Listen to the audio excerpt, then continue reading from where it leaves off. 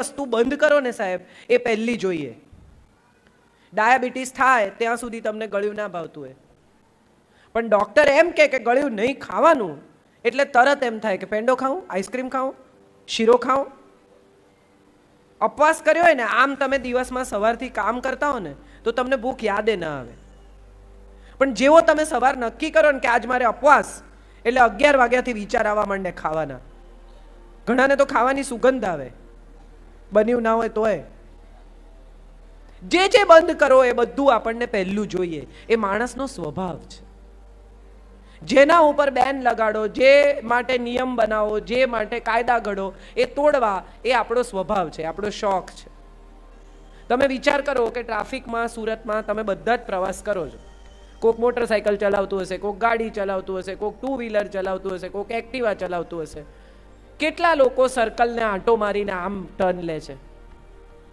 બધા આમ ઊંધા જ સર્કલમાંથી બહાર નીકળે. કેમ? કારણ કે ત્યાં કાયદો ઘડ્યો છે કે આ સર્કલને ગોળ ફરીને જવાનું. હવે તો કેમેરા મૂક્યા છે, તમારે ઘેર સીધું ચલાણ આવે તોય કોઈને બીક નથી લાગતી. કેમ? તો કે કાયદો તોડવાની જ મજા છે સાહેબ. કાયદા બને છે જ એટલા માટે કે એને તોડવામાં આવે.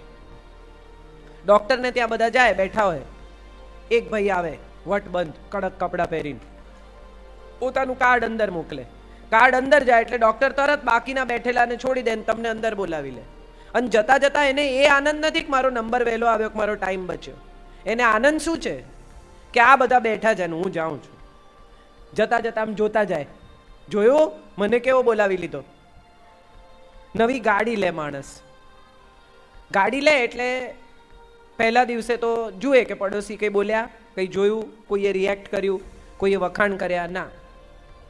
બીજે દિવસે બહાર મૂક્યો, આમ એને દેખાય એવી રીતે, તોય ન કે કોઈ, એટલે પેંડા લઈને બાજુમાં જાય. અમે ગાડી લીધી એટલે પેલા કે કઈ લીધી, એટલે કે i10, i20, હોન્ડા સિટી, જે લીધી હોય.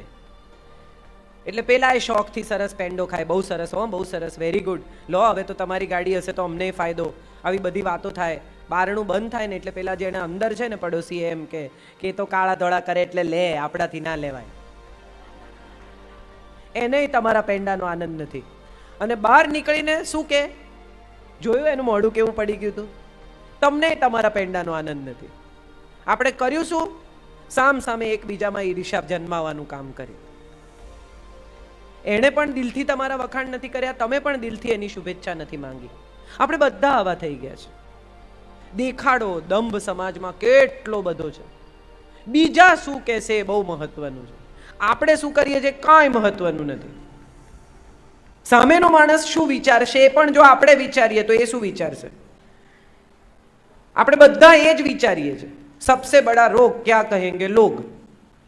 દરેક માણસને એમ છે કે આપણે બીજાને પૂછીએ. દીકરી મોટી થતી હોય, પડોશી, બાજુવાળાને એવું લાગે મોડા નહીં આવવાનું. અરે બાજુવાળાને શું લાગે મહત્વનું છે, તમને તમારી દીકરીમાં વધારે વિશ્વાસ છે એ મહત્વનું છે. અને એમાંય બાજુવાળાને મજાય બહુ આવે, કાલે બહુ મોડી આવી હતી નહીં, તમે આ જ કર્યા કરો છો. કોણ કેટલા વાગે આવે છે ને કેટલા વાગે જાય છે, તો બહાર ટેબલ નાખીને રજીસ્ટર રાખો તો વધારે સારું પડે, તમને પગારે મળે ચોકીદારનો. આપણે બધા આપણી દીકરીઓને કેટલી બધી કંટ્રોલમાં ઉછેરવાનો પ્રયત્ન કરીએ છીએ, એવું માનીને કે આપણી દીકરીને કંટ્રોલ કરીશું તો એને સારું ઘર મળશે.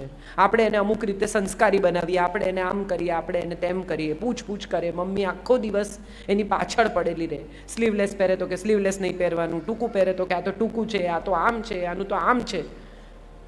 કોઈ દિવસ કોઈ મમ્મીએ પોતાના 13 વર્ષના, 14 વર્ષના, 15 વર્ષના, 20 વર્ષના દીકરાને એમ કીધું છે કે છોકરી બહુ રૂપાળી હોય, સરસ તૈયાર થઈ હોય અને પસાર થતી હોય ને બેટા, તો એને ટીકીને નહીં જોવાની, એ અસંસ્કારી કહેવાય.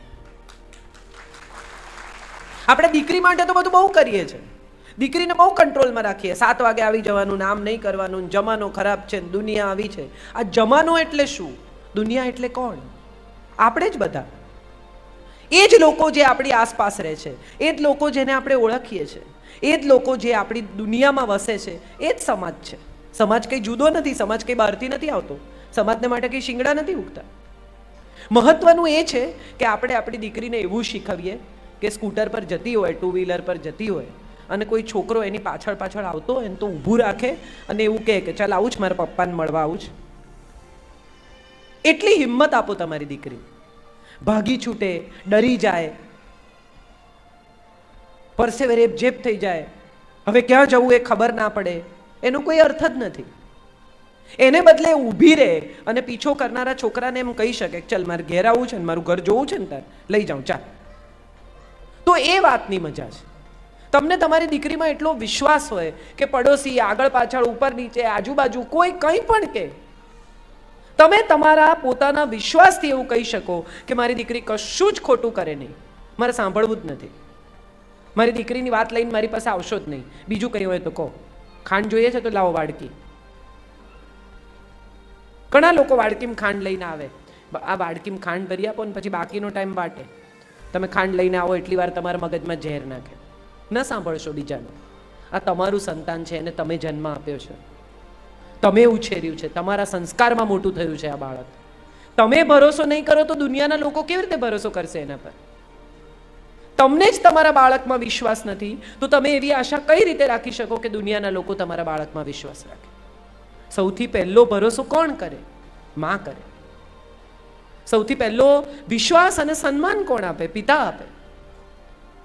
પિતા ઘણી વાર એવું કહે કે હું દુનિયામાં ફરું છું ને મને ખબર છે દુનિયા કેવી છે. હા, દુનિયા હશે ખરાબ, પણ એ ખરાબ દુનિયાનો ભાગ આપણે નથી. આપણો સમાજ જુદો છે, આપણા દીકરાઓ જુદી રીતે મોટા થાય છે. તમને શું લાગે છે તમે બિહારમાં, યુપીમાં, બીજા સ્ટેટમાં જાઓ, દીકરીઓ સાંજે 6 વાગે ઘરની બહાર નીકળી શકતી નથી સાહેબ. આજે પણ આ સરકારી કાયદા અને આટલી પોલીસ છતાં ગુજરાતમાં દીકરીઓ 2 વાગે ગરબા રમીને એકલી આવતી હોય, કોઈ કશું કહે નહીં. કેમ? કારણ કે ગુજરાતની પોલીસ બહુ જોરદાર છે એટલે? હા કે ના? ગુજરાતની છોકરીઓ બહુ દાદી છે એટલે? કેમ? ગુજરાતના પુરુષો બહુ સંસ્કારી છે એટલે. ગુજરાતના દીકરાને એની માં એવી રીતે ઉછેરે છે કે દીકરો મોટો થાય ને ત્યારે કોઈને પણ ભાઈ કે બહેન કહીને બોલાવે. હિન્દીમાં કે દુનિયાની બીજી કોઈ ભાષામાં ભાઈ કે બહેન લગાડવાનો રિવાજ જ નથી. આપણી એક જ ગુજરાતી ભાષા એવી છે કે જેમાં કોઈ પણ નામની પાછળ મોટા હોય કે નાના હોય આપણે ભાઈ કે બહેન લગાડીએ છીએ.